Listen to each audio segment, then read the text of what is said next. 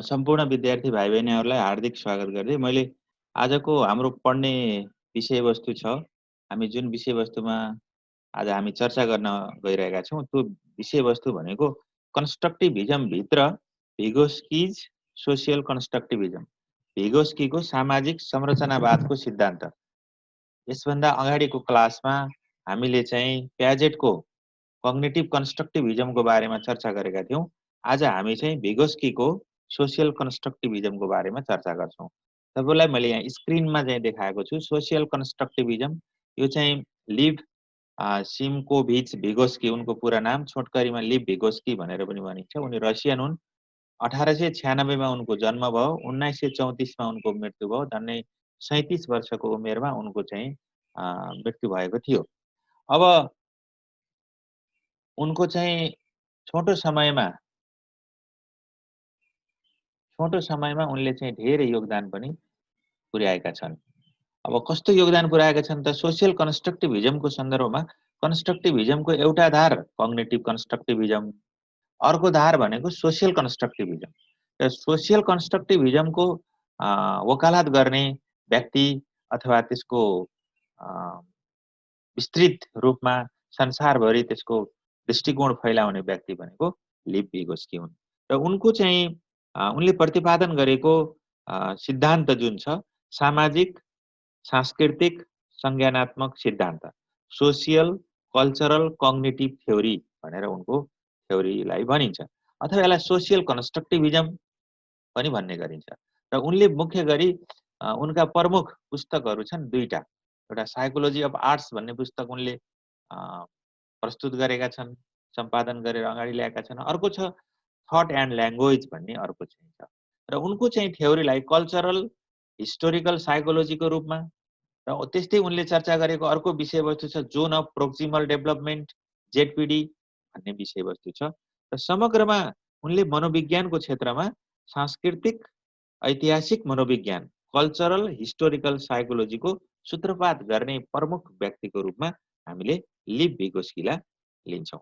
र उनले चाहिँ लिभ भिगोस्कीले बालबालिकाको स्वरूप अध्ययन गर्ने क्रममा एउटा संस्कृति तथा अन्तर्वैयक्तिक सञ्चारको भूमिकाको बारेमा गहन रूपमा अध्ययन गरेका छन्। र उनले के भन्छन् त भन्दा व्यक्ति विशेषमा उसको विशेष सांस्कृतिक स्वरूपको आधारमा हुने उच्च मानसिक क्रियाकलापको विकास तथा त्यसमा व्यक्ति तथा उसको अभिभावक अथवा शिक्षकहरू अथवा अन्य वयस्कहरू व्यक्तिसँगको अन्तर्क्रियाको भूमिका चाहिँ महत्त्वपूर्ण हुन्छ भनेर उनले विश्लेषण गरेका छन्, जुन कुरालाई हामी कर्मिक रूपमा हामी अब चर्चा गर्छौँ। उनले के भन्छ, उनले निचोडमा के भन्छन् त आफ्नो थ्योरीको बारेमा भन्दाखेरि ज्ञानको निर्माण एक सहकार्यमा आधारित प्रक्रिया हो, कोलाबरेटिभ प्रोसेस हैन। ज्ञान भनेको के रहेछ त भन्दा ज्ञानको निर्माण एक सहकार्यमा आधारित प्रक्रिया हो भन्ने कुरालाई उनले चर्चा गरेका छन्।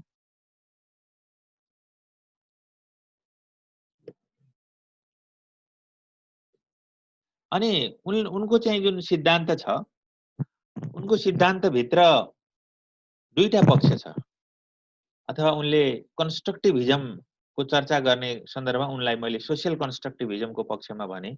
यद्यपि दुईटा कग्निटिभ कन्स्ट्रक्टिभिजम र सोसियल कन्स्ट्रक्टिभिजमको चाहिँ कम्पेरेटिभली के कुरा छ त भन्दाखेरि there are two major types of constructivism, one cognitive or individual constructivism depending on Piaget's theory. तपाईँले यो कहिले नबिर्सिनु होला, कग्निटिभ अर इन्डिभिजुअल कन्स्ट्रक्टिभिजम भनेर पनि त्यसलाई भनिन्छ। त्यो चाहिँ प्याजेटको थ्योरीमा डिपेन्ड हुन्छ। र के भन्छ त त्यसले भन्दा in cognitive constructivism idea are constructed in individual through a personal process. हामीले जति पनि विचारहरू, भावनाहरू, ज्ञानहरू हामीले जुन निर्माण गर्छौँ त्यो आफ्नो व्यक्तिगत प्रक्रियाबाट निर्माण गर्छौँ भनेर इन्डिभिजुअल कुरालाई जोड दिएको छ कग्निटिभ कन्स्ट्रक्टिभिजम। तर भिगोस्कीको जुन चाहिँ सोसियल कन्स्ट्रक्टिभिजम छ, डिपेन्डिङ अन भिगोस्कीज थ्योरी, यो social constructivism depending on Vygotsky's theory or Lev Vygotsky constructivism theory पनि भनिन्छ यसलाई, which is often called social constructivism. र अब यसले के कुरामा जोड दिन्छ, के भन्छ त social constructivism? What is the social constructivism? Social constructivism where ideas are constructed through interaction with the teacher and other student. हेर्नुस् है। अब त्यस्तै गरेर अरु के भन्छ त्यसले भन्दा emphasis the importance of culture and context in understanding what occurs in society and also constructing knowledge based on this understanding. अथवा सोशल कन्स्ट्रक्टिभिजमले के भन्छ त भन्दाखेरि इन्ट्र्याक्सनबाट शिक्षक विद्यार्थी समाजमा भएका सदस्यहरू परिवारका फ्यामिलीका सदस्यहरू बीचमा इन्ट्र्याक्सन भइसकेपछि बल्ल हाम्रो नलेज जेनेरेट हुन्छ र यसले के कुरालाई महत्त्व दिन्छ त भन्दाखेरि सांस्कृतिक परिवेश अनुसार मान्छेको समझदारीको विकास भएर अगाडि जान्छ। सांस्कृतिक परिवेश अनुसार मान्छेको समझदारीको विकास हुन्छ भन्ने कुरा चाहिँ छ। त्यस्तै गरेर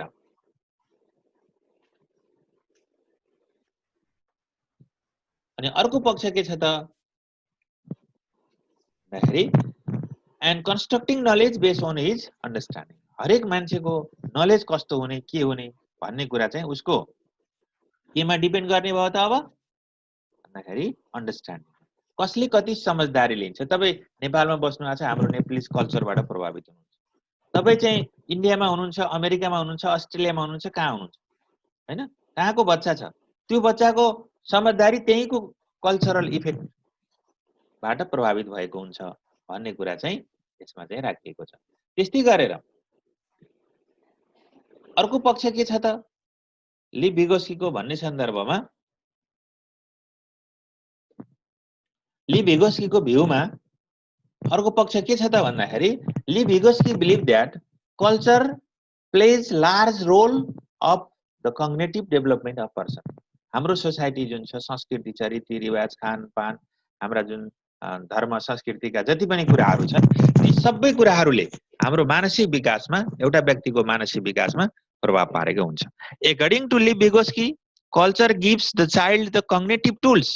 हाम्रो सोसाइटीले हाम्रो बच्चाहरूलाई के दिन्छ त भन्दाखेरि एउटा त्यस्तो सांस्कृतिक टुल प्रदान गर्छ जसले चाहिँ उसको विकासमा सहयोग पुर्याउँछ।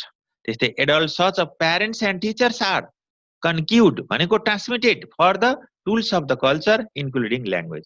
हाम्रो चाहिँ प्यारेन्ट्सहरू हाम्रा टिचरहरू हाम्रा चाहिँ नि समाजमा भएका विभिन्न सदस्यहरू जति पनि हाम्रो चाहिँ नि अभिभावकहरू हुनुहुन्छ हाम्रो चाहिँ समाजमा भएका व्यक्तिहरू हुनुहुन्छ उहाँहरूले आफ्नो भाषाको मार्फत आफ्नो चाहिँ संस्कृति मार्फत एउटा बच्चालाई के गर्नुहुन्छ त भन्दाखेरि ज्ञानहरू सार्नुहुन्छ जसलाई हामी चाहिँ के भन्छौँ कल्चरल टुल पनि भनेर भन्छौँ। त्यस्तै गरेर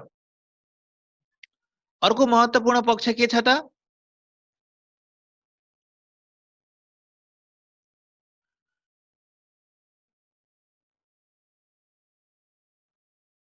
अर्को महत्त्वपूर्ण पक्ष यहाँ के दिएको छ adult such parents and teacher are conduits transmitted for the tools of culture. मैले भने नि कसले सार्दिने हो त बच्चासँग। बच्चाले समाजमा भएका कुराहरू यत्तिकै आफै नक्कल गरेर पनि सिक्छ तर त्यो नक्कल कहाँबाट गर्ने त भन्दा कि प्यारेन्ट्सबाट कि टिचरबाट। उनीहरूले बच्चालाई हस्तान्तरण गरिदिन्छ त्यो टुलको रूपमा आउँछ। पछि मैले यसको उदाहरण पनि दिन्छु।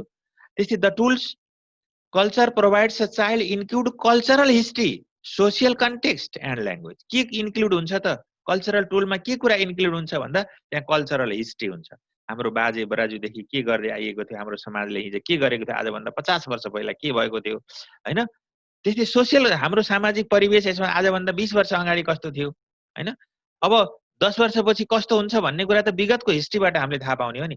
त्यस्तै हाम्रो 4 जात 36 वर्णका कुरा आउँछन् 123 भन्दा बढी भाषाका कुराहरू आउँछन् विभिन्न जात जाति भाषा। त्यसले गर्दाखेरि हाम्रो सोसाइटीमा बच्चालाई चाहिँ बच्चाको नलेज भित्र यही मार्फत कल्चरल हिस्ट्रीको कुराहरू सोसियल कन्टेक्स्टको कुराहरू ल्याङ्ग्वेजका कुराहरू यी कल्चरल टुल्स मार्फत हामीसँग आउँछ अथवा बच्चाले प्राप्त गरेको हुन्छ। अनि अर्को पक्ष के छ त भन्दा मेजर एजम्पसन्स अफ भिगोस्की थ्योरी भनेर मैले यसमा हेडिङको रूपमा राखेको छु र यसमा के छ social interaction play a fundamental role in the process of cognitive development. हेर्नुहोस् है सोसियल इन्ट्रेक्सन भनेको सामाजिक अन्तर्क्रिया a fundamental role in the process of cognitive. हाम्रो यदि बौद्धिक विकासका लागि के अति आवश्यक रहेछ भन्दा सोसियल इन्ट्रेक्सन चाहिँ अति आवश्यक कुरा रहेछ। जुन कुरा तपाईँ हामीले पनि हामी कस्तो समाजमा बसेका छौँ त्यहाँ कस्तो इन्ट्रेक्सन हुन्छ भन्ने कुराले त्यो चाहिँ सुनिश्चित गरेको हुन्छ। सोसियल लर्निङ प्रिस्युड्स डेभलपमेन्ट हैन। सोसियल लर्निङले विकासलाई के गर्छ, सहयोग गर्छ, अगाडि बढ्न सहयोग गर्छ। Every function in the child cultural development social level between हाम्रो चाहिँ नि बच्चाले चाहिँ कल्चरल डेभलपमेन्ट हुँदाखेरि कहाँ काम गरेको हुन्छ भन्दा पिपुल बिट्विन पिपुल, एउटा मान्छे र अर्को मान्छेहरू बिचमा काम भइरहेको हुन्छ, जसलाई इन्टरपर्सनल फङ्सनको रूपमा अथवा एक्टिभिटीको रूपमा हामीले भन्न सक्छौँ। त्यस्तै individual level inside the child अर्को एउटा महत्त्वपूर्ण कुरा के छ भने इन्ट्रापर्सनल भनेको बच्चा स्वयंभित्र पनि यस्ता कुराहरू खेल्छन्, ऊ स्वयंभित्र पनि इन्साइड हुन्छ, उसले पनि धेरै कुराहरू आफै गुनेको हुन्छ, आफै सिक्ने पनि गर्दछ। भनेपछि हाम्रो चाहिँ कल्चरल डेभलपमेन्टका लागि एउटा बच्चा अरूबाट अथवा अरूसँग कति इन्ट्रेक्सन गर्छ र आफू स्वयंमा ऊ के कस्तो क्षमता छ र कति चाहिँ ऊ चाहिँ सक्षम छ, उसको एबिलिटी कस्तो छ भन्ने कुराले पनि उसको कग्निटिभ डेभलपमेन्टमा प्रभाव पारेको हुन्छ। त्यसै knowledge is a product of human interaction, अति महत्त्वपूर्ण कुरा छ। ज्ञान भन्ने कुरो मान्छेको अन्तर्क्रियाबाट नै प्राप्त हुन्छ। तपाईँ आज अहिले हामी यहाँ डिस्कस गरिरहेछौँ, छलफल गरिरहेछौँ, कुनै प्रोजेक्ट वर्क गरिरहेछौँ, कुनै ठाउँमा हामी पुगिरहेछौँ भने त्यहाँ हाम्रो ज्ञान चाहिँ के हुन्छ त प्राप्त भएको हुन्छ। त्यस्तै knowledge is socially and culturally constructed that is influence by the group and its environment. हेर्नुहोस् है, अघि पनि मैले भनेको छु तपाईँ कस्तो ग्रुपसँग सम्बन्धित हुनुहुन्छ अथवा इन्ट्रेक्सन गर्नुभएको छ, कस्तो वातावरणमा तपाईँ बस्नु भएको छ भन्ने कुराले तपाईँको ज्ञान कस्तो हुने भन्ने कुरो सुनिश्चित हुन्छ। तपाईँ यदि अलिकन राम्रो समाज, अलिकन चाहिँ विकसित समाज, सभ्य समाज, एकाडेमिक सोसाइटीमा तपाईँ यदि जन्म लिनुभएको छ, तपाईँ त्यहाँ चाहिँ सम्पर्कमा आउनुहुन्छ भने तपाईँको निश्चित रूपमा नलेजको लेभल हाई भएर जान्छ। त्यही भएर लर्निङ इज अ सोसिएटल एक्टिभिटी पनि भन्छ। लर्निङ इज द सोसिएटल एक्टिभिटी, सिकाइ भनेको समाजमा हुने एक्टिभिटीबाट सोसियल एक्टिभिटीको रूपमा प्राप्त हुने कुरा हो भनेर लर्निङको सन्दर्भमा लिभ भिगोस्कीले भनेको कुरा छ। त्यस्तै गरेर अर्को उनले के कुरामा अर्को के पक्षमा चर्चा गरेका छन् भन्दा प्रोसेस अफ लर्निङको बारेमा पनि भिगोस्कीले चर्चा गरेका छन्, अथवा सिकाइ कसरी हुन्छ भन्ने सन्दर्भमा पनि उनको विचार अगाडि आएको छ र अरूको भन्दा थोरै पृथक छ उनको विचार। Learning means collaborative assimilation and accommodation of the new information. मैले तपाईँलाई एसिमिलेसन भन्ने कुरा पुरानो ज्ञान र नयाँ ज्ञान थपिँदै जाने कुरा, अनि एकोमोडेसन भनेको भइरहेको ज्ञानलाई परिमार्जन गरेर नयाँ कुरा, न्यू भिजन आउने कुरा, जसलाई हामी न्यू इन्फर्मेसन भन्छौँ। त्यो नै के हो त भन्दा लर्निङ हो भनेर भिगोस्की। अब त्यो के मार्फत यो हुन सक्छ त, एसिमिलेसन र एकोमोडेसन कसरी हुन सक्छ त भन्दा हामी सोसियल इन्ट्रेक्सनबाट मात्रै त्यो सम्भव हुन्छ। कल्चरल टुलको माध्यमबाट हामीले त्यो कुराहरू गर्न सक्छौँ। त्यस्तै मोटिभेसन इज अ इन्ट्रान्जिक एन्ड एक्सट्रान्जिक। हेर्नुहोस् है, उनले सिकाएको लागि कुनै पनि कुरा सिक्ने भन्ने कुरा, ज्ञान प्राप्त गर्ने भन्ने कुरा इन्ट्रान्जिक फ्याक्टर एउटा हुन्छ, अर्को एक्सट्रान्जिक फ्याक्टर भनेको। एक्सट्रान्जिक फ्याक्टर भनेको अरूबाट तपाईँले लिने सहयोग, सम्पर्क, सोसियल इन्ट्रेक्सन, इन्भाइरोमेन्टल इन्ट्रेक्सनको कुरा भयो। इन्ट्रान्जिक भनेको तपाईँ भित्रको आफ्नै क्षमता, तपाईँ आफ्नो एक्टिभिटी, तपाईँको आफ्नो सक्रियता भन्ने कुरा चाहिँ यसमा समाविष्ट भएको हुन्छ। अनि त्यस्तै गरेर अर्को पक्ष के छ, learning goals of motives are determined both by learners and extrinsic reward. हैन, लर्नर ऊ स्वयंले पनि आफै केही गर्छ अथवा बाहिरी रिइन्फोर्समेन्ट अथवा रिवार्ड, पुरस्कार, बाहिरी कसैले स्याबासी भनिदियो, राम्रो छ तिमीले गरेको, ठिक छ भन्यो भने त्यसको आधारमा अथवा सोसाइटीले हामीलाई भन्छ नि त, तिमीहरूले राम्रो गरेका छौ, तिमीहरूले समाजको इज्जत राखेका छौ, आफू स्वयंको पनि राम्रो गरेको छ, यस्तै गर्दै जाऊ बाबु भनेर जुन बच्चाहरूलाई हामी भन्छौँ त्यो एक्सट्रान्जिक रिवार्ड हो। हामीलाई कम्युनिटी, सोसाइटीले चाहिँ हामीलाई दिन्छ। त्यसै कारण नलेज कम्युनिटी भन्ने शब्द पनि उनले प्रयोग गरेका छन्। Collaborative learning is facilitated and guided by the teacher or group हो। यो कुरा कोलाबोरेटिभ लर्निङ भनेको कसले दिन सक्छ त भन्दा टिचरले दिन सक्छ। यो ग्रुपबाट, वर्कबाट प्राप्त गर्न सकिन्छ, इन्ट्रेक्सनबाट प्राप्त गर्न सकिन्छ भन्ने पक्षमा चाहिँ उनले वकालत गरेका छन्। त्यस्तै अर्को यहाँ मैले तपाईँलाई त्यही लर्निङ प्रोसेसकै बारेमा के जानकारी गराउँछु भने उनले चाहिँ 6वटा पक्षको बारेमा चर्चा गरेका छन्। एउटा जोन अफ प्रोक्सिमल डेभलपमेन्ट, जसलाई जेडपीडी भनेर भनिन्छ। अर्को जोन अफ एक्चुअल डेभलपमेन्ट, जेडएडी भनिन्छ। इन्टर सब्जेक्टिभिटी, स्टेक होल्डिङ भनेर भनिन्छ, स्क्याप होल्डिङ। त्यस्तै मोर नलेजेबल, अदर, एमकेओ र कल्चरल टुल। यति पक्षमा चाहिँ उनले अलग अलग आफ्नो विचार राखेका छन्। त्यही कुरा मैले यहाँ तपाईँलाई देखाउन गइरहेको छु। यहाँ सबभन्दा पहिले तपाईँलाई म एउटा तल देखाउँछु, एउटा चित्र हेर्नुहोस्। यहाँ तल चित्रमा के देखिएको छ त भन्दाखेरि एउटा अभिभावकले एउटा बच्चालाई के गर्न खोजिरहेछ भन्दा साइकल सिकाउन खोजिरहेछ, भनेपछि सहयोग गरिरहेछ। अनि where individuals level learning occurs and the area in which intellectual development is still in progress, range of tasks that are too difficult to master alone but can be learned with guidance and assistance. अरूको सहयोगबाट अरूलाई जुन सहयोग गर्ने कुरा छ, अरूलाई सिकाउनको लागि जुन सहयोग गर्ने पक्ष छ, त्यसलाई हामी के भन्छौँ त भन्दाखेरि ZPD, John of proximal development भन्छौँ। त्यो जेडपीडी को रूपमा अरूको सहयोग बिना सिकाइ गर्न सकिँदैन, सोसाइटीको सहयोग चाहिन सक्छ, अभिभावकको सहयोग चाहिन सक्छ। त्यो अरूलाई सहयोग गरेर उसको एबिलिटी अथवा उसको कग्निटिभ डेभलपमेन्टमा, उसको स्किलमा जुन सहयोग गर्ने कुरा छ, त्यसलाई जोन अफ प्रोक्सिमल डेभलपमेन्ट भनेर भनिन्छ। त्यस्तै अर्को पक्ष चाहिँ यहाँ तपाईलाई मैले के देखाउँछु भन्दा यहाँ यो भिगोस्की जोन अफ प्रोक्सिमिटी, हामी कति नजिक हुने भनेर एउटा चार्ट छ, यो मैले चाहिँ तपाईलाई देखाउँछु। यहाँ बीचमा लेखेको छ, बीचमा त्यहाँ 3 कलर छ, हेर्नुस्। यतापट्टि व्हाट इज नोन, बच्चाले अलरेडी के जानेको छ त, अथवा हामीले अहिले के जानेका छौं त, हैन। अर्को व्हाट इज नट नोन भन्ने यता छेउमा छ। फेरि हामीले के जानेका छैनौं र के जानेका छौंको बीचमा के पक्ष छ भन्दा जेडपीडी छ। भनेको हामी नजानेका, हामीले जानेका कुरालाई आधार मानेर नजानेका कुरा सिकाउनको लागि हाम्रो प्यारेन्ट्सहरु, हाम्रो टिचरहरुले जुन सहयोग गर्छन्, त्यसैलाई तलपट्टि एरोबाट देखाएको छ, त्यसलाई लर्निङ भनिन्छ। भन्नुको अर्थ what is known and what is not known को बीचमा जोन अफ प्रोक्सिमल डेभलपमेन्ट को पक्ष हुन्छ, जसलाई हामी जेडपीडी भनेर भन्छौं। अब यो सहयोग कसले गर्छ त भन्ने कुरा चाहिँ एमकेओ मा हामी चाहिँ चर्चा गर्छौं, है त। अनि त्यसपछि अर्को चाहिँ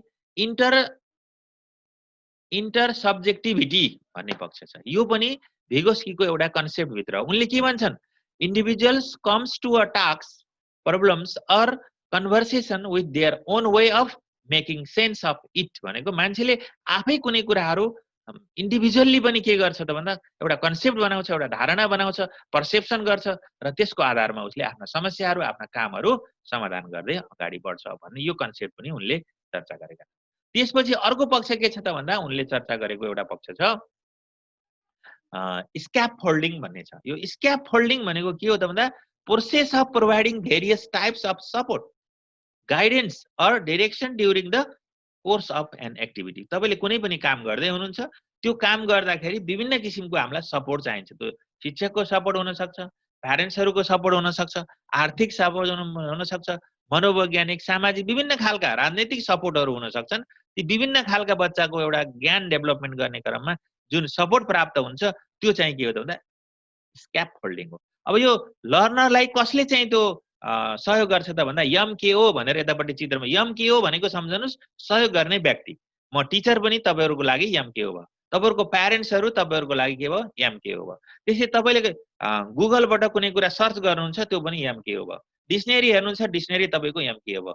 त्यसैको सहयोगले तपाईले नयाँ ज्ञान प्राप्त गर्नुहुन्छ अथवा सिक्नुहुन्छ, तपाईको एक्टिभिटी अगाडि जान्छ, सपोर्ट हुन्छ, गाइडेन्स गर्ने जुन पक्ष छ त्यसैलाई हामी स्क्यापफोल्डिङ भनेर भन्छौं।